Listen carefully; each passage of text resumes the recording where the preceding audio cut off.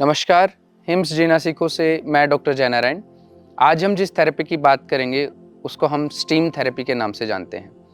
आयुर्वेद में steam therapy का वर्णन स्वेदन कर्म के नाम से है।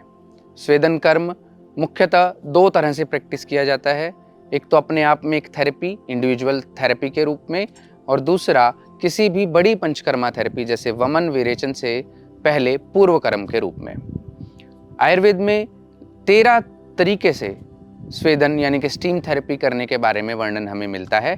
यूजुअली स्टीम बॉक्स यानी कि एक पूरा स्टीम का कमरा डिज़ाइन किया जाता है जिसमें पेशेंट को बिठाया जाता है और भाप से स्वेटिंग इंड्यूस करी जाती है। इसके अलावा नाड़ी स्वेद यानी कि एक पाइप के रास्ते से स्टीम गुजारी जाती है और उसके द्वारा स्वेदन कराया जाता है।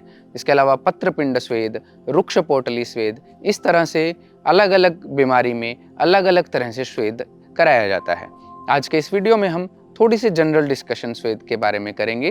तो स्टीम थेरेपी के जो जनरल बेनिफिट्स हैं, यानी कि हर एक व्यक्ति को, चाहे वो स्वस्थ है या अस्वस्थ है, उनको ये बेनिफिट तो मिलते ही मिलते हैं। जैसे कि लाघव यानी कि हल्कापन। स्टीम थेरेपी के बाद हमारे शरीर में हमें हल्कापन महसूस होता है, क्योंकि स्टीम जब हमारी स्किन को पेनिट्रेट करती है तो हमारी मसल्स को रिलैक्स करती है, हमारे जॉइंट्स को नरिश करती है।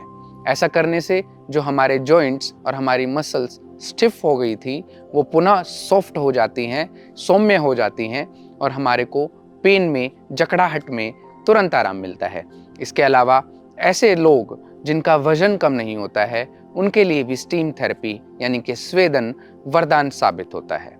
इसके साथ ही हृदय रोगों में, त्वचा संबंधी रोगों में, जिन रोगों में मेद बढ़ गया है, या कफ और वात संबंधी रोगों में, जितने भी कफ और वात से संबंधित रोग हैं, उन सभी रोगों में स्टीम थेरेपी की बेहद आश्चर्यजनक परिणाम हमें देखने को मिलते हैं। तो अगर आप भी चाहते हैं आप पूरी तरह से स्वस्थ रहें, अगर आप ऑलरेडी स्वस्थ हैं और चाहते हैं कि आपका स्वास्थ्य बरकरार रहे, तो आज ही स्टीम थेरेपी चुनिए।